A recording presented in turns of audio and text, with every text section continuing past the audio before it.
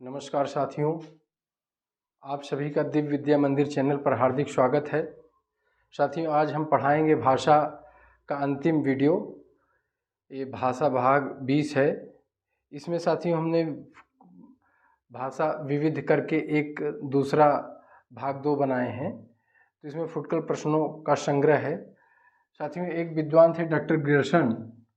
उन्होंने सिर्फ 2 उपभाषा माना है। जैसे हिंदी में कुल 5 उपभाषा है, लेकिन उन्होंने पूर्वी हिंदी और पश्चिमी हिंदी को ही माना है।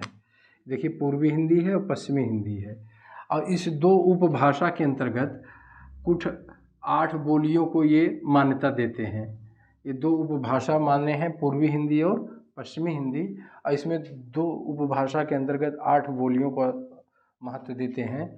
और ग्रियर्सन ये राजस्थानी, पहाड़ी और बिहारी उपभाषा को स्वीकार नहीं करते। इनको लगता है कि ये राजस्थानी, पहाड़ी और बिहारी ये हिंदी नहीं है, ये कोई अलग भाषा है। तो डॉक्टर ग्रियर्सन ने जो भाषा सर्वेक्षण किया था, उसमें हिंदी का जो क्षेत्र है ये उत्तर में नैनीताल को मानते हैं। नैनीताल से हिंदी का क्षेत्र शुरू करते हैं और नैनीताल के उत्तर की भाषा को ये पहाड़ी के अंतर्गत रख देते हैं, और पहाड़ी इनको लगता है कि हिंदी नहीं है, कोई अन्य भाषा है। अच्छा, पश्चिम में ये अम्बाला से शुरुआत करते हैं हिंदी का क्षेत्र, और उसके पश्चिम राजस्थानी है, और राजस्थानी को ये स्थान हिंदी में नहीं देते, तो अम्बाला को मानते हैं। इधर पूरब में अगर आएंगे तो पूरब में बनारस को ये मानते हैं कि बनारस ही हिंदी का अंतिम पूर्वी सरहद है। और उसके बाद जो बिहारी लगती है, बिहारी उपभाषा, जिसमें भोजपुरी, मगही और मैथिली है, ग्रियर्सन साहब को ये लगता है कि वह एक अन्य भाषा है। इसी तरह से दक्षिण में बालाघाट जो मध्य प्रदेश में है, ये हिंदी का दक्षिणी छोर है। इस तरह से डॉक्टर ग्रियर्सन हिंदी का उत्तर, पश्चिम, पूर्व हिंदी का क्षेत्र निर्धारित करते हैं। और साथियों, इसके अलावा ये भी जानिए, कन्नौजी एक बोली है। इसको प्राचीन में पांचाल कहा जाता था, और भाषा के आधार पर पहला प्रांत है आंध्र प्रदेश का गठन हुआ था। भाषा का प्रश्न ये बनता है कि भाषा के आधार पर किस प्रांत का प्रथम गठन हुआ था, तो वह प्रांत है आंध्र प्रदेश। साथियों, ये जानते रहिए, फुटकल प्रश्न ऐसे भाषा से संबंधित पूछे जाते हैं। इसके अलावा साथियों, ये भी जानिए कि तुलसीदास जी जो मध्यकाल के, भक्ति काल के राम भक्त शाखा के प्रमुख संत थे, जिन्होंने रामचरितमानस लिखा, इन्होंने कुल शब्दों का प्रयोग किया है, 16,000 शब्दों का प्रयोग किया है। इसके अलावा साथियों, भाषा भूगोल के अध्ययन में प्रथम नाम स्लेलर का है। तो स्लेलर ये जो है भाषा भूगोल के अध्ययन में इनका प्रथम नाम आता है। अपभ्रंश का सबसे बड़ा योगदान साथियों, अपभ्रंश भाषा मध्यकालीन प्राचीन भाषा की अंतिम कड़ी है। तो अपभ्रंश का जो सबसे बड़ा योगदान है वह है परसर्गों के विकास में। तो परसर्गों के विकास में इसका सबसे बड़ा योगदान है।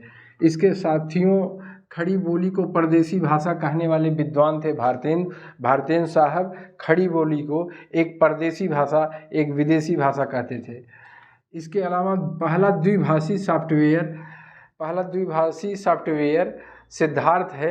यह गौतम बुद्ध का नाम है सिद्धार्थ, बचपन का नाम सिद्धार्थ था। तो सिद्धार्थ को ये पहला द्विभाषी सॉफ्टवेयर बनाया गया है, इसलिए क्योंकि गौतम बुद्ध पहले व्यक्ति थे जिन्होंने संस्कृत से पाली भाषा का शुरुआत किए, जो एक जन भाषा थी, एक लोक भाषा थी। तो अपना उपदेश पाल में दिए। तो इसीलिए इन्हीं के नाम पर सिद्धार्थ नाम इसीलिए रखा गया है कि इसमें 2 भाषा सॉफ्टवेयर जो है सिद्धार्थ के नाम से रखा गया है। टॉमस रोबक एक मद्रास के लेफ्टिनेंट थे। टॉमस रोबक, उनके गुरु थे गिलक्राइस्ट। उनके गुरु का नाम था गिलक्राइस्ट। और टॉमस रोबक जब भारत में आए तो एक विदेशी था, एक यूरोपी था, और उसे ये समझ में नहीं आया कि भारत पे कैसे शासन किया जाए। तो उनके गुरु गिलक्राइस्ट ने बताया कि आप हिंदी सीखिए। अगर आप हिंदी सीख लेते हैं, काम चलाऊं हिंदी, तो आप उत्तर से दक्षिण, कश्मीर से कन्याकुमारी तक और इधर राजस्थान से लेकर के आसाम तक आप कहीं भी जाएंगे, आप पूरे देश में ये भाषा संपर्क भाषा के रूप में आपको मिलेगी। तो जब अपने गुरु का सलाह, गुरु गिलक्राइस्ट का सलाह टॉमस रोबक मानते हैं, तब अपना अनुभव शेयर करते हैं। और एक विदेशी आदमी हिंदी को महाभाषा की दर्जा देता है। हिंदी को महाभाषा का दर्जा देने वाले थे टॉमस रोबक। साथियों, इसको आप लोग जानते रहिए और ये बहुत महत्वपूर्ण प्रश्न है, इस तरह से परीक्षा में पूछे जाते हैं। ये फुटकल प्रश्न के अंतर्गत आएंगे। कभी कभी आप क्रमबद्ध पढ़े रहते हैं, उसके बाद जो है परीक्षा में पूछ लेता है। तो ये भी आयोग द्वारा पूछे गए हैं और पूछे जाने की संभावना है। तो ये सब बहुत ही महत्वपूर्ण प्रश्नों का संग्रह हमने इकट्ठा किया है। उसके बाद साथियों एक ये भी जानते रहिए कि द्रविड़ भाषा में 3 लिंग है। द्रविड़ भाषा में कितने लिंग हैं?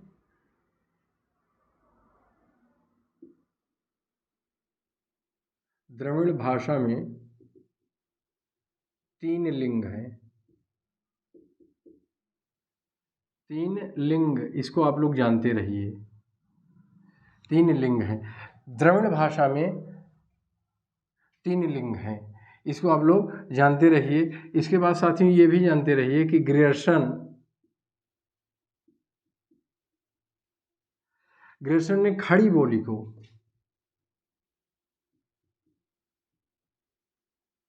खड़ी बोली का नामकरण सरहिंदी करते हैं। क्या करते हैं? सरहिंदी। ये भी कौरवी भी इसका नाम है। तो कौरवी नामकरण राहुल साकृत्यायन ने किया है, हम पिछले वाले वीडियो में बताए हैं। और ग्रियर्सन ने खड़ी बोली को सरहिंदी या वर्नाकुलर,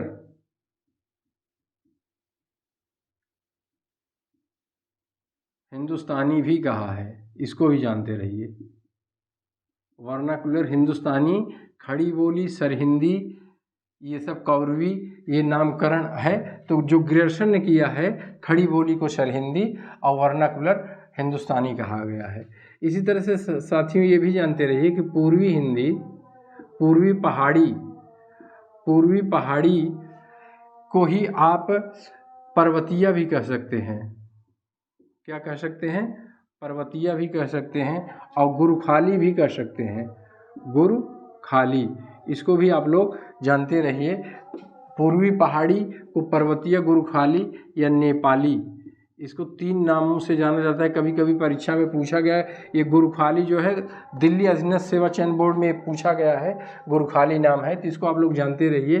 पूर्वी पहाड़ी को पर्वतीय, गुरुखाली या नेपाली भी कहा जाता है। इसके साथ साथ साथियों ये भी जानते रहिए कि यूरोप में आधुनिक भाषा का विकास का श्री गणेश करने वाले जो विद्वान थे, उनका नाम था विलियम जोन्स। इनको जानते रहिए। ये 1786 ईस्वी में किए थे। 1786 ईस्वी में ये थे विलियम जोन्स। इन्हें यूरोप में आधुनिक भाषा के विकास का श्री गणेश इन्हीं से माना जाता है। साथियों एक विद्वान थे पश्चिम बंगाल के, सुनीत कुमार चटर्जी।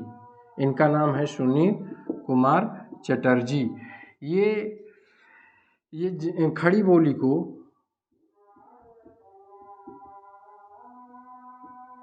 जनपदी हिंदुस्तानी कहते हैं। जनपदी हिंदुस्तानी, इसको भी आप लोग जानते रहिए। खड़ी बोली को ये नामकरण देते हैं जनपदी हिंदुस्तानी। कौन कहने वाले विद्वान हैं? सुनीत कुमार चटर्जी। बहुत महत्वपूर्ण प्रश्न है साथियों, इसको जानते रहिए। इसके अलावा एक प्रश्न ये भी है कि बंगाली शब्द है रसगुल्ला, ये रसगुल्ला बंगाली का शब्द है, ये भी जानते रहिए। उपन्यास भी बंगाली का शब्द है, जिसे अंग्रेजी में नावल कहा जाता है। और गल्प, ये 3 शब्द बंगाली भाषा से लिया गया है। साथियों एक प्रश्न और जानते रहिए। रेडियो